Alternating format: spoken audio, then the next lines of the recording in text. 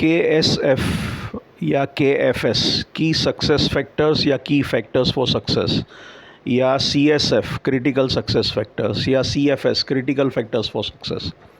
मतलब सफलता पाने के कुछ चाबी रूप चीज़ें, कुछ इम्पॉर्टेंट चीज़ें। एक ये थियरी है स्ट्रेटेजिक मैनेजमेंट में, उसके सामने एक ऑपोजिट थियरी है बैलेंस्ड स्कोर कार्ड थियरी। उसके ऊपर आज बात करेंगे, उसके साथ कुछ कनेक्टेड टॉपिक्स पे भी बात करेंगे।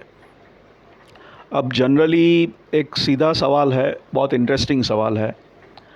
हम कहते हैं ये कंपनी वेल मैनेज्ड है, अच्छा मैनेजमेंट है इसका। जनरली हम वेल मैनेजमेंट का मतलब ये निकालेंगे कि सब स्मूथ चल रहा हो, एक मशीन की तरह चल रहा हो, स्मूथली चल रहा हो, टेंशन नहीं हो, स्ट्रेस नहीं हो, क्राइसिस नहीं हो, फायर फाइटिंग नहीं हो, कस्टमर भी खुश हो, एम्प्लॉयज़ भी खुश हो, प्रोडक्ट भी अच्छी हो, रेप्यूटेशन भी हो, पैसा भी कमा रहा हो, सब कुछ हो रहा हो, reputation wise, goodwill wise, everywhere everything is good, तो हम उसको वेल मैनेज्ड कहते हैं। तो क्या ये ज़रूरी है कि एक बिज़नेस को वेल मैनेज्ड होना चाहिए? क्या पैसा कमाने के लिए अच्छी मैनेजमेंट ज़रूरी है?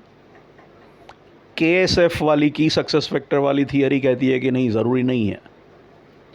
आपको खाली कुछ चाबी रूप चीज़ें ही हाथ में पकड़ लेनी है, वो उस पर आपने महारत हासिल कर ली तो बाकी चीज़ों में आपकी मैनेजमेंट बुरी हो, अधूरी हो, कमज़ोर हो तो भी चल जाएगा। सिंपलेस्ट एग्जांपल एक मोनोपोली का है। एक कंपनी है, बाज़ार में एक ही कंपनी है जो माल दे रही है। अब वो कैसा भी माल बनाए, कितना भी महंगा माल बनाए, उसका प्रोडक्शन इनएफिशिएंट है तो उसके खर्चे ज़्यादा हैं, खर्चे ज़्यादा है उस पर एक तो तगड़ा प्रॉफिट लगाएगा तो बहुत महंगा माल बेचेगा, वो भी आपको ख़रीदना ही पड़ेगा बिकॉज़ आपके पास कोई चॉइस नहीं है। तो ऐसी सिचुएशन में मोनोपोली बिज़नेस को कोई कंपटीशन नहीं है, कुछ नहीं है, तो सुधरने की भी ज़रूरत नहीं है। उसका बिज़नेस प्रोडक्ट में ढंग नहीं हो, डिलीवरी टाइम में नहीं मिलती हो, आप खुश नहीं हो, कस्टमर खुश नहीं है, ये सब चीज़ें हो सकती है। तो शायद वो वेल मैनेज कंपनी आप नहीं बोलोगे उसको, लेकिन फिर भी वो तो बहुत बढ़िया पैसा कमा रहा है।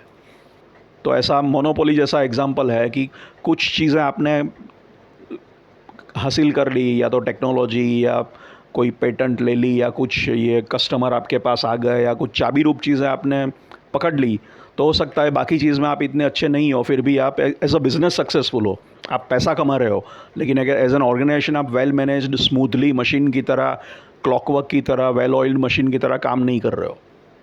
तो ये KSF का कहना है थियरी का, और ये स्ट्रेटेजी में एक इम्पॉर्टेंट थिंकिंग है, और मेरा ये मानना है कि ये सही है। मैंने देखे हैं कि भाई बिज़नेस चल रहा है, अच्छा चल रहा है, लेकिन वेल मैनेज्ड ऐसा नहीं कहोगे। आइडियली आदर्श जैसा होना चाहिए, अपने मन में होता है कि आदर्श संस्था कैसी होनी चाहिए, प्रॉफिट भी कमाए और ये सब भी करे, तो ये दोनों साथ में देखने को नहीं मिलते, हमेशा बहुत कम जगह मिलते हैं।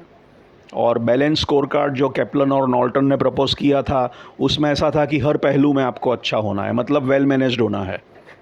तो उसमें वो स्टूडेंट के सारे सब्जेक्ट्स में अच्छे मार्क आने चाहिए, खाली गणित और विज्ञान में नहीं, उसका भाषा में भी होना चाहिए, गुजराती, अंग्रेजी, हिंदी, मराठी, स्पोर्ट्स में, म्यूज़िक में, हॉर्स राइडिंग में, इतिहास में, भूगोल में, सभी सब्जेक्ट्स में अच्छे मार्क होने चाहिए, और जितना हो सके उतने अच्छे होने चाहिए। तो बैलेंस स्कोर कार्ड मतलब सारे एरिया में अच्छा होना चाहिए, ना कि एक दो एरिया में ही अच्छा होना।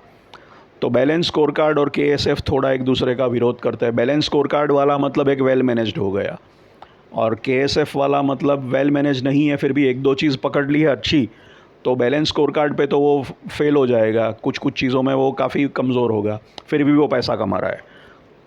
और ऐसा भी हो सकता है कि बहुत बढ़िया मैनेजमेंट है लेकिन कस्टमर ही नहीं है उसके पास, तो फिर वो बिज़नेस प्रॉफिट ही नहीं कर रहा है, तो फिर बैलेंस स्कोर कार्ड लेके भी क्या करोगे। अल्टीमेटली वो पार्ट तो एक होना ही चाहिए कि आपके पास सब कुछ बढ़िया है, बहुत बड़ी ऑर्गेनाइजेशन है, बढ़िया ऑर्गेनाइजेशन है, प्रोडक्ट अच्छी है, टेक्नोलॉजी अच्छी है, एम्प्लॉई अच्छे हैं, सब अच्छा है, लेकिन कोई आपसे माल ख़रीद नहीं रहा है किसी वजह से। आप बिज़नेस कहाँ कर रहे हो? बिज़नेस तो तभी होता है जब कोई ख़रीदता है। तो अगर आप माल बेच नहीं पा रहे हो तो बाकी सारी चीज़ें का क्या मतलब। तो बाकी सारी चीज़ों में मैनेजमेंट अच्छी है, लेकिन ये मार्केटिंग में आप मार खा गए किसी वजह से, कस्टमर नहीं मिले आपको, बेच नहीं पाए, तो क्या करोगे बाकी सब्जेक्ट्स के स्कोर को लेके। तो ये एक बहुत बड़ी दिक्कत है। तो ऐसा भी हो सकता है कि कमा रहे हैं बिज़नेस, लेकिन मैनेजमेंट हर जगह अच्छी नहीं है, हर एस्पेक्ट्स में, और मैनेजमेंट अच्छी है लेकिन कमा नहीं रहे हैं, तो ये दिक्कत है। तो अभी करना क्या चाहिए? अगर अच्छा कमा रहे हैं तो फिर क्या ज़रूरत है सुधारने की बाकी चीज़ें?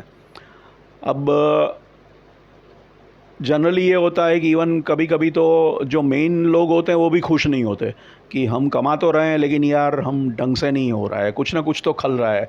सबको पता है कि हम वेल मैनेज नहीं है, तो उनको अंदर अंदर इच्छा होती है, का संतोष होता है कि हमको ये सुधारना चाहिए, वो सुधारना चाहिए, कंटिन्यूअल इम्प्रूवमेंट होती रहनी चाहिए। एक तो ये इच्छा होती है।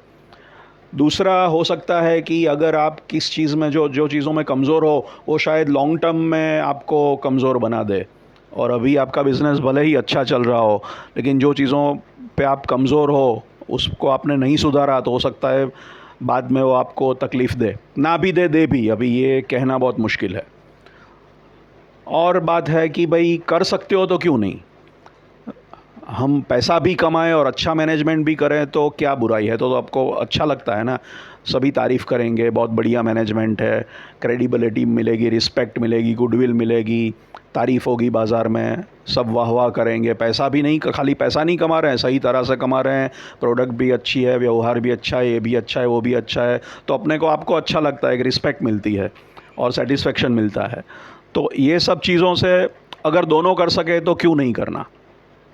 इसलिए अब ध्यान लेकिन ये रखना है कि कभी कभी ऐसा हो सकता है कि दोनों करने में वो KSF को अगर मैसअप कर दो तो फिर तकलीफ़ है।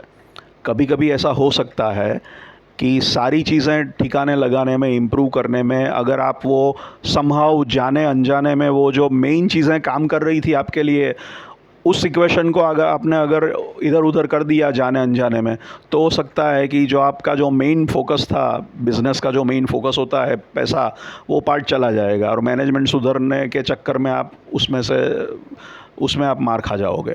तो कई बार ये मैंने देखा है कि लोग कहते हैं कि भाई ठीक चल रहा है ना तो उसको छेड़ो मत, तो ये डर रहता है कि भाई जो ढंग से चल रहा है उसको क्यों छेड़ने का। तो कहते हैं कि don't fix it if it ant broke, अंग्रेज़ी में कहते हैं कि ठीक चल रहा है तो उसको, तो टूटा नहीं है तो सुधारने की कोशिश क्यों कर रहे हो। उससे उल्टी भी सेइंग है, fix it even if it ant broke, सुधारो अगर बिगड़ा नहीं है तो भी।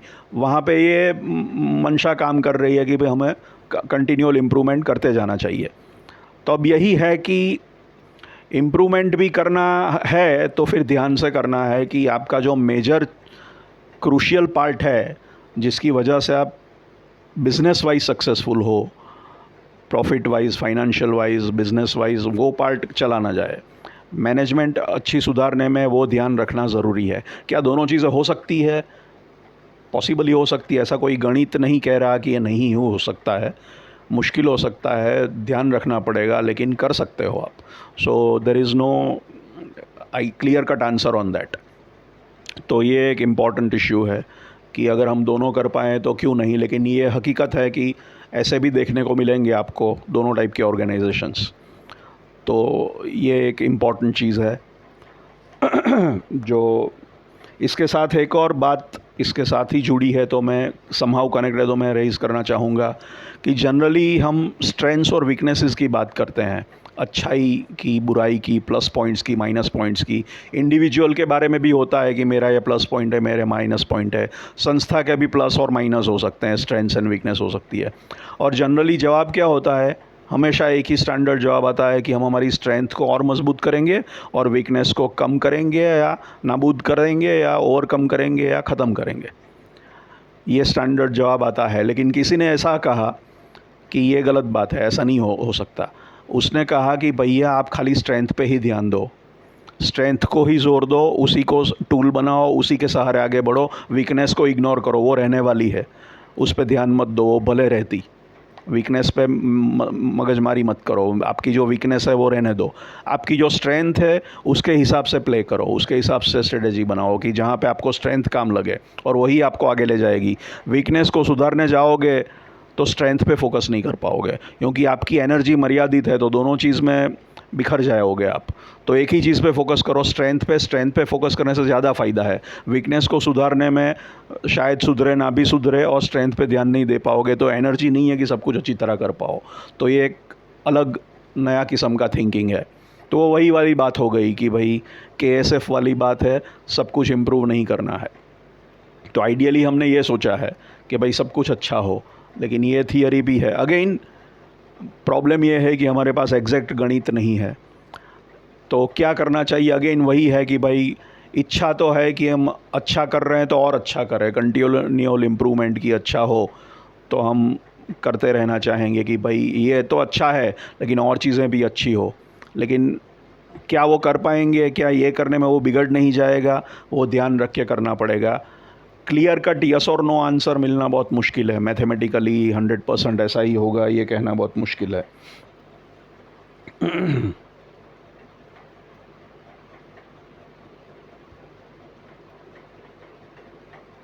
और इसके साथ एक दूसरी इम्पॉर्टेंट बात कहना ज़रूरी है कि हमने कहा कि असंतोष होता है, डिससेटिस्फेक्शन होता है, चल रहा है उससे संतोष नहीं है, पैसा कमा रहे हैं लेकिन ये नहीं है, वो ठीक नहीं है, सुधारना है, ये सुधारना है, कंटिन्यूअल इम्प्रूवमेंट है, ये भावनाएं हैं। तो इस डिस्कशन में KSF या बैलेंस स्कोर कार्ड को छोड़ के खाली उसको पकड़ के अभी बात करते हैं, असंतोष की। अब अगर इस पे इसलिए बोल रहा हूँ कि जनरली गुरु लोगों के पास आप जाओगे, चाहे वो आध्यात्मिक गुरु, स्पिरिचुअल गुरु, धार्मिक गुरु या जो भी किस्म के गुरु हो, तो जनरली गुरु भी ये कहेंगे कि संतोषी बनो, और ये सारी कहावतें आपको कहेगी कि संतोष अच्छा है, सुखी रहो, संतुष्टि इम्पॉर्टेंट है। बहुत हाई करने से, भाग करने से कुछ मिलने वाला नहीं है। जो मिला है उसे एंजॉय करो, संतोषी रहो, उसे ही से सुख मिलेगा। दो की चीज़ों के पीछे पागल की तरह भागने से संतोष या सुख नहीं मिल सकता। अब प्रॉब्लम ये है कि प्रगति और संतोष साथ में नहीं चलते, ये रियलिटी स्वीकार करनी पड़ेगी। असंतोष जिसको है वही कुछ करेगा, वही कुछ प्रगति करेगा। जो संतोषी है वो बैठा रहेगा, वो खुश है, वो सुखी है, तो वो क्यों कुछ करेगा? वो हिलेगा ही नहीं। तो दुनिया की प्रगति तभी होती है जब दुनिया में कुछ लोगों को असंतोष होता है। नए आविष्कार, नए इन्वेंशन, नई ईजाद, खोज तभी होती है जब पुरानी चीज़ों से सेटिस्फेक्शन नहीं है या उसमें इम्प्रूवमेंट की ज़रूरत है। ये चीज़ बहुत मेहनत करवा रही है तो चलो हम मशीन ढूंढे कि आदमी की मेहनत कम हो जाए। तो नया कुछ नॉवेल्टी चाहिए, या पुरानी चीज़ों से संतोष नहीं है तो उसको बदलने के लिए, परिवर्तन के लिए लोग कोशिश करते हैं, क्रांतियाँ करते हैं बड़ी बड़ी कि ये हटा दो सिस्टम, हमें खुश नहीं है उससे। तो दुनिया में बड़े परिवर्तन, अच्छे परिवर्तन भी आते हैं जब लोगों को पुरानी चीज़ों से असंतोष हो। तो असंतोष प्रगति का जनक है, असंतोष से ही प्रगति या विकास होगा। अब तो ये एक तकलीफ़ है। अब जो आदमी संतोषी है, संतुष्ट है, वो प्रगति नहीं कर पाएगा लेकिन वो खुश है। और जो आदमी असंतुष्ट है वो प्रगति करेगा लेकिन असंतुष्ट है, संतोष नहीं है, इसलिए उस वक्त वो दुखी है। तो आपको क्या चाहिए? आपको सक्सेस चाहिए या हैप्पीनेस चाहिए? वो वाली बात फिर आ गई। तो जो कहता है कि भाई जितना मिला है उससे खुश रहो, तो शायद वो हैप्पीनेस हासिल कर ले। और जो आदमी असंतोष है, उसको कुछ ना कुछ अभी भी शांति नहीं है, चैन नहीं है, और चाहिए और करना है, तो वो हैप्पी नहीं होगा क्योंकि वो असंतोष लेके चल रहा है। तो ये एक तकलीफ़ है कि हैप्पीनेस और सक्सेस का जो लड़ाई है आपस की। लेकिन साथ में ये भी देखना है कि कुछ ऐसे भी लोग हो सकते हैं जिनको सुख तभी मिलेगा, जो हैप्पी तभी होंगे जब वो सक्सेसफुल होंगे। तो उनका क्या? एक आदमी है जिसको सक्सेस की बहुत पड़ी नहीं है, जो मिला उससे खुश है, तो वो हैप्पी है, संतोषी है, और वो प्रगति भी शायद नहीं करेगा, सक्सेस भी शायद इतना नहीं फुल नहीं होगा, ठीक है। दूसरा आदमी है वो असंतोष में जीता है और वो असंतोष होने की वजह से हैप्पी नहीं है ऑब्वियसली, क्योंकि असंतोष है तो हैप्पीनेस कहाँ से होगी? वो तभी हैप्पी होगा जब उसको सक्सेस मिलेगी। तो बगैर सक्सेस के उसको हैप्पीनेस नहीं मिलेगी, तो फिर सक्सेस तो चाहिए ही। क्योंकि उसका प्री रिक्विजिट प्री कंडीशन ही ये है कि मेरे को सक्सेस मिलेगी तभी मेरे को शांति मिलेगी। Without success I won't be happy. So कभी कभी हैप्पीनेस के लिए भी सक्सेस ज़रूरी है, कभी कभी हैप्पी होने के लिए सक्सेस को भूल जाना पड़ता है। तो कौन से टाइप के आप व्यक्ति हो? कुछ व्यक्ति को कहते हैं सक्सेस की छोड़ो, अपने आप में खुश रहो, मस्त रहो, जो मिला उससे खुश रहो। कोई आदमी दुखी रहता है और कोई आदमी दुखी रहता है क्योंकि वो सक्सेसफुल नहीं है, और अगर वो सक्सेसफुल मिला तो शायद उसको हैप्पीनेस मिलेगी, तब तक उसको हैप्पीनेस मिलेगी नहीं। वो सक्सेस छोड़ नहीं सकता, सक्सेस के पीछे की दौड़ छोड़ नहीं सकता। उसको ऐसे आपकी तरह बैठे रहने से संतोष भी बन ही नहीं सकता, वो बैठ ही नहीं सकता, उसे उसमें हैप्पीनेस नहीं मिलेगी। सक्सेस ही उसको हैप्पीनेस दिलाएगी। तो कभी कभी सक्सेस और हैप्पीनेस अलग है, कभी कभी दोनों जुड़ी हुई भी हैं। तो ये बहुत इंपॉर्टेंट चीज़ है। क्या करना चाहिए क्या नहीं करना चाहिए वो मैटर अलग है, लेकिन असंतोषी आदमी ही दुनिया की कुछ प्रगति करते हैं। और अगर आपके अंदर मुद्दा यह है कि आपके पास कैपेबिलिटी है और फिर भी आप मेहनत नहीं कर रहे क्योंकि आप संतोष ही हो, तो ज़्यादा हाई हाई नहीं करते, जो भी नहीं करते, तो आपकी कैपेसिटी आपने वेस्ट की, सीधी सी बात है। अब आपको आपकी कैपेसिटी वेस्ट करने का हक है, लेकिन ये है कि अगर आप आपकी कैपेसिटी वेस्ट ना करते तो आज आप दिए हो, कल आप सूरज की तरह ज़्यादा आप प्रकाश फैलाते और अपने को भी फ़ायदा मिलता और दुनिया को भी फ़ायदा मिलता। अब ये करना चाहिए कि नहीं करना चाहिए, सही गलत क्या है, वो एक अलग मैटर है, लेकिन कैपेसिटी है तो वेस्ट शायद नहीं होनी चाहिए। तो दुनिया को तो एटलीस्ट फ़ायदा मिलेगा, आपको पड़ी नहीं है, लेकिन आप सूरज हो तो आप बहुत लोगों को रोशनी दे पाओगे। आप दिए होके भी खुश हो तो आप रोशनी बहुतों को नहीं दे पाओगे। तो आप में अगर दम है तो आपको संतोषी नहीं होना चाहिए। जब तक आपका दम पूरा सेल्फ एक्चुअलाइजेशन नहीं होता, आप सीड बन के, बीज बन के बैठे मत रहो, क्योंकि आप में वृक्ष बनने की कैपेबिलिटी है।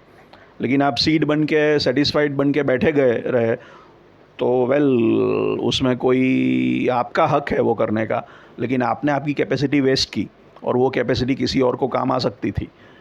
वो आपको क्या, आपको तो आप इसी में खुश रहना चाहते हो तो यू डोंट केयर, वो आपका राइट है।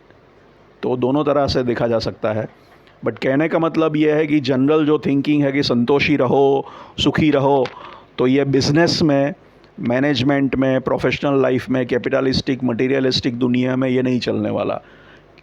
जो आदमी प्रोफेशनल बिजनेस में आता है, एंटरप्रेन्योर बनता है, एग्जीक्यूटिव है, प्राइवेट सेक्टर में काम करता है, वो संतोष की बातें करेगा तो फिर वो चलेगा नहीं, क्योंकि दुनिया इस तरह नहीं चलती। दुनिया को तो कंटिन्यूसली भूख है, तो दुनिया भूख पे चल रही है।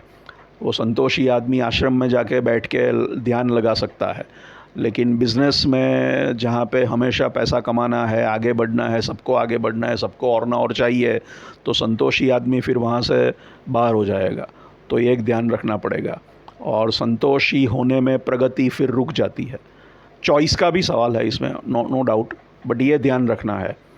तो गुरु महाराज हमेशा बोलते रहते हैं संतोषी रहो, लेकिन वो गुरु महाराज ये एस्पेक्ट को नहीं देखते, वो उनके परव्यू में नहीं आता शायद, इसलिए नहीं देखते। लेकिन हमको तो प्रोफेशनल बिजनेस में, काम की दुनिया में ये भी ध्यान रखना है कि असंतोष प्रगति के लिए ज़रूरी है। प्रगति या चेंज या बदलाव या प्रोग्रेस, परिवर्तन, इम्प्रूवमेंट कुछ करते रहने से ही होगा, बैठे रहने से, शांति से बैठे रहने से नहीं आने वाला है। सो ये ध्यान में रखना है। Thank you.